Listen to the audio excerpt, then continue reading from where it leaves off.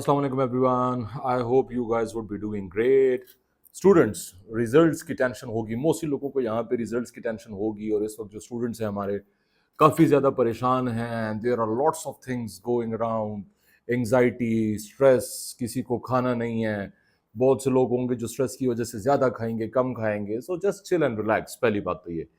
अच्छा देखिए, 80 to 90% लोग जो हैं जिनको यहाँ पे इस वक्त स्ट्रेस है, स्पेसिफिकली आज के रात में, वो स्ट्रेस किस लिए है? 80% स्ट्रेस आपका इसलिए है कि लोग क्या कहेंगे, राइट?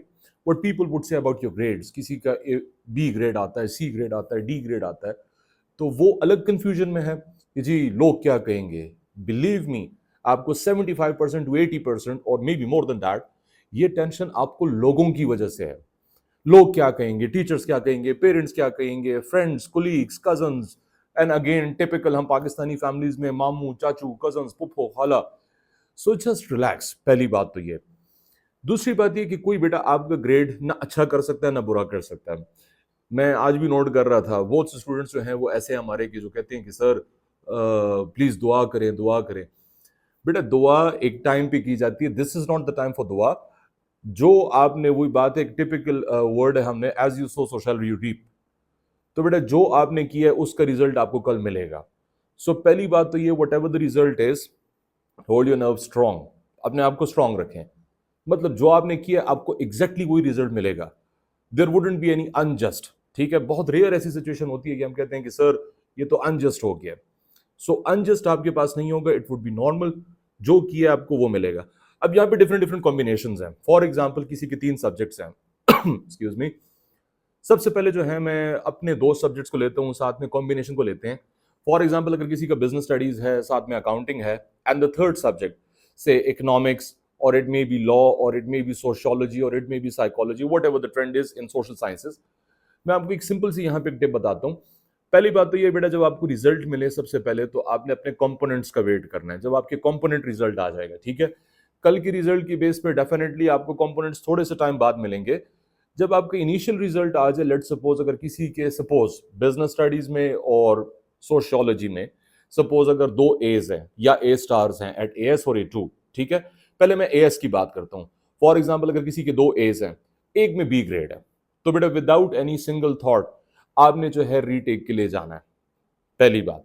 दूसरी बात ये, लेट सपोज अगर किसी का ग्रेड खुदा ना खास्ता बहुत ही खराब है, स्पेसिफिकली इन बिजनेस स्टडीज और अकाउंटिंग, तो मैं अपने 2 सब्जेक्ट्स के बारे में बेटा आपको कम से कम इतना गाइड कर दूं कि अगर आपका अकाउंटिंग में ऑब्वियसली दो, इंशाल्लाह अल्लाह करेगा, डिस्टिंक्शंस वगैरह, ए स्टार्स वगैरह, ए, कीपिंग देम असाइड, जिनका लेट सपोज अकाउंटिंग एएस में अगर बी ग्रेड आ जाता है, एएस में अगर बी ग्रेड आ जाता है, तो बेटा वो क्विकली रीटेक के लिए यहाँ पे अपेयर होंगे, बहुत इजीली वो रीटेक के लिए अपेयर होंगे। अगर आपका बिजनेस में जो है लेट सपोज आपका डीई ग्रेड आ जाता है, तो उसके लिए रीटेक की अपेयर होने की जरूरत नहीं है। माय प्रेफरेंस फॉर दो students would be to go for composite. So again मैं स्ट्रिक्टली अपने 2 सब्जेक्ट्स के बारे में कहूंगा। अगर बिजनेस स्टडीज है, आपका लेट सपोज बी ग्रेड आ गया, या अगर अकाउंटिंग में बी ग्रेड आ गया, एक आध ग्रेड कम है, क्विकली रीटेक। उस रीटेक का फायदा ये होगा कि बेटा अभी आप पे स्ट्रेस कम है, अभी आप इमीडिएटली दे सकते हो, अभी फ्रेश आपने पढ़ा हुआ है। लेकिन अगर किसी का 2-3 ग्रेड्स फॉल करता है, सपोज अकाउंटिंग में या बिजनेस स्टडीज में, अगर किसी का सी डी ग्रेड आता है, तो बेटा उसके लिए फिर मेरी प्रेफरेंस ये होगी कि आपने फिर कॉम्पोजिट की तरफ जाना है। कॉम्पोजिट कैसे पढ़ेंगे, कैसे नहीं पढ़ेंगे, वो एक सेपरेट कहानी है। दूसरी सिचुएशन उन लोगों की आती है जो कि A2 वाले हैं। तो बेटा A2 वालों के पास तो obviously there is no other option, ठीक है। बहुत सी जगहों पे हमने यही सुन के यार A2 वाले जो हैं वो ज्यादा पैनिक कर जाते हैं यूनिवर्सिटी एप्लीकेशंस। बेटा फॉर माय, मतलब as long as my experience is concern, तो बेटा मैं उस बेस पे आपको ये कहूंगा, लेट सपोज जिनके अच्छे ग्रेड्स आ गए, एज, ए स्टार्स, डिस्टिंक्शंस, तो वो तो एक तरफ हो जाएंगे। Even B is also fine, no problem at all. लेकिन अगर किसी का कोई ऐसा बच्चा जो डिजर्विंग बच्चा है, जिसको लगता है कि वाकईतन, और हमें भी लगता है डेफिनेटली बीइंग अ टीचर, कि नहीं यार इसके साथ थोड़ा सा अनजस्ट हुआ, ये सी ग्रेड का बच्चा नहीं है, ये ए स्टार का बच्चा है, तो बेटा उन लोगों के लिए आराम से डेफिनेटली उन लोगों ने भी दोबारा अपेयर होना है। इन दैट सिचुएशन अगर किसी का सपोजिंगली किसी का गैप ईयर भी आता है, so not a big deal. Like हम रैट रेस में क्यों भाग रहे हैं कि सर एक ईयर ज्यादा हो जाएगा? नो, कुछ भी ऐसा नहीं है।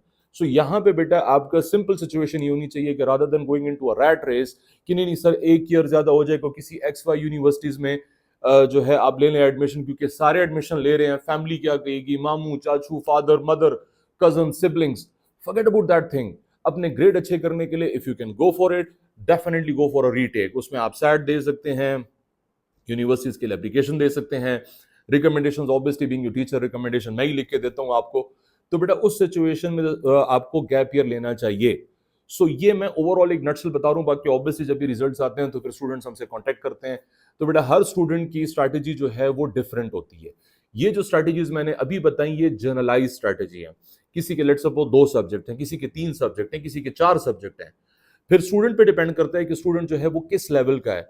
कोई स्टूडेंट जो है हमें लगता है कि अच्छा जी ठीक है स्टूडेंट डिजर्व करता है ए स्टार, लेकिन मिला उसको बी है। कुछ सिचुएशन में उल्टा भी होता है, हमें लगता है हमें बड़ा रेयर सिचुएशन ऐसी होती है कि हमें सरप्राइज मिल जाता है, हमें लगता है कि नहीं यार ये स्टूडेंट सी डी ग्रेड भी ले ले तो फ्रैंकली स्पीकिंग बहुत बड़ा काम हो जाएगा। वो स्टूडेंट ए ले लेता है तो उसकी खुशी या हमारे लिए खुशी कोई इंतहाई नहीं होती। सो बेटा ये डिफरेंट सिचुएशंस हैं, डिफरेंट सिचुएशंस में आपने अपने कंपोनेंट्स का वेट करना है। कंपोनेंट्स के वेट करने के बाद फिर ऑब्वियसली आपने मुझसे डिस्कस करना है regarding my subject business studies and accounting. फिर मैं आपको उसके अकॉर्डिंगली गाइड करूंगा कि आपने क्या करना है। एंड स्पेसिफिकली कल के दिन कुछ टाइप के लोग होंगे, कल के दिन के वो कुछ टाइप के लोग ऐसे, कुछ स्टूडेंट्स ऐसे होंगे जो सुबह सवेरे कॉलेज पहुंचे होंगे, उनको उनको पता होगा कि उन्होंने पेपर अच्छा किया है, वो अपने ग्रेड्स के बारे में इंटरेस्टेड होंगे, उन्होंने अपना ग्रेड जाना, अपना ग्रेड जानने के बाद फिर वो कॉलेज में वेट कर रहे होते हैं। फिर वो वेट कर रहे होते हैं कि अच्छा अभी ये आएगा वो आएगा, ओहो हो तुम्हारा ग्रेड बड़ा खराब आया, ओहो मेरा तो ये तुमने क्या किया, सर गुस्से होंगे ये तो बड़ा खराब ग्रेड है।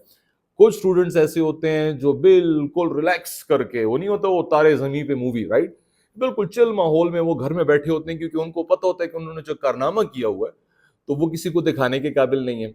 तो इस टाइप के स्टूडेंट्स भी होंगे, तो इन टाइप के स्टूडेंट्स जो होते हैं उनसे तो आप रिलैक्स हो जाए। तो सबसे कुछ स्टूडेंट्स क्लेवर स्टूडेंट्स होते हैं जो देखते हैं इस दिन में वो हाइप क्रिएट करते हैं, तो प्लीज रिलैक्स, नॉर्मल, आपने किसी भी ऐसी चीज में नहीं आना जिससे आपका एंजाइटी, आपका ब्लड प्रेशर, आपका शुगर आप डाउन हो जाए। So that was just a brief summary of what's going to happen tomorrow or what might happen tomorrow. So you have to stay focused, you have to stay composed rather, ठीक है। जो भी discussion होगा, जो भी decision होगा, इंशाल्लाह treats वगैरह भी कल आएंगी। बहुत से लोग जो हैं तो उनके अच्छे ग्रेड्स भी इंशाल्लाह आएंगे। तो अच्छे ग्रेड्स वालों के लिए तो बात नहीं है, सबसे जरूरी बात जिनके अच्छे ग्रेड्स आ जाए बेटा उनके लिए बात यह है कि यूनिवर्सिटीज में जब आप जाएंगे तो you have to be very careful. I will be having separate session इंशाल्लाह करियर काउंसलिंग पे in a next couple of days और मे बी अ वीक। एक सेशन मैं रखूंगा regarding my students business studies and accounting, economics, law, sociology, जो specifically social sciences वाले हैं और उसमें उन्होंने बिजनेस स्टडीज या अकाउंटिंग ली है, कि what are the career pathways. आपने अभी यहाँ पे बहुत ज्यादा ख्याल करना है, सबसे ज्यादा क्रूशियल टाइम A2 वालों के लिए है, because they are gonna go to universities, they are gonna step like क्या कहते हैं, they have to start a new beginning in their life, they have to step in something very new. तो बेटा उनके लिए जो है सबसे ज्यादा इंपॉर्टेंट चीज ये है कि वो जो करियर चूज करें अपना, वो बहुत केयरफुली चूज करें।